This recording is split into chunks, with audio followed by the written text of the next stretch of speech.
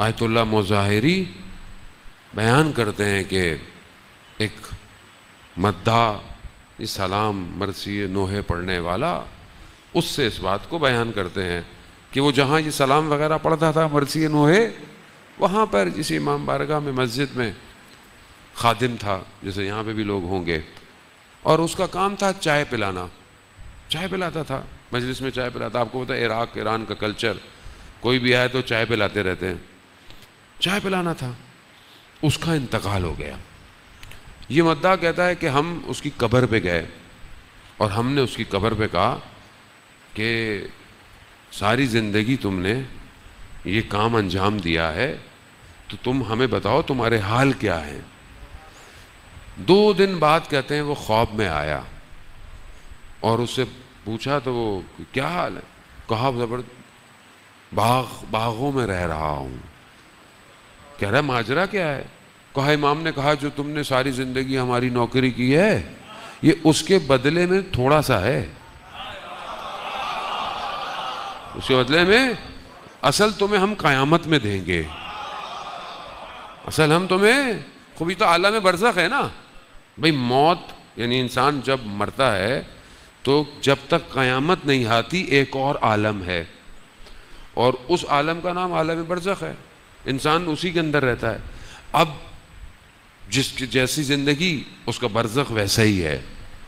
اب وہ کہتا ہے کہ امام کی خدمت کی، امام نے کہا تمہیں کہا ماجرا کیا ہوا؟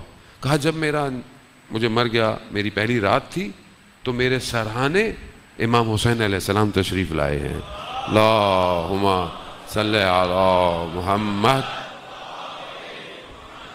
کہا امام تشریف لائے اور امام نے مجھے کہا، امام نے کہا مشہدی علی تم نے اپنی زندگی میں 12,427 چائے کے کپ پلائے ہیں، 12,427 کپ پلائے ہیں، ہم یہ تمہیں اس کے بدلے میں دے رہے ہیں۔ رونے لگ گیا۔ امام نے کہا رو کیوں رہے ہو؟ کیا کم دیا ہم نے تمہیں؟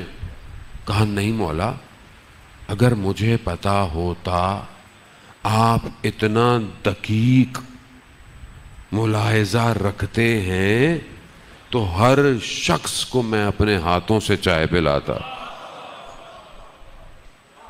یعنی معاملہ کیا ہے؟ معاملہ اس دنیا سے باہر اس عالم میں پہنچا ہوا ہے۔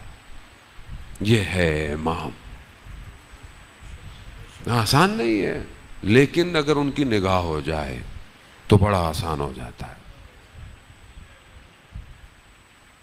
اب ماشاءاللہ جوان بیٹھے ہوئے ہیں، زیادہ تر جوان ہی ہیں، بزرگ بھی ماشاءاللہ جوان ہی ہوتے ہیں، لیکن بہرحال جوان تو جوان ہی ہوتا ہے۔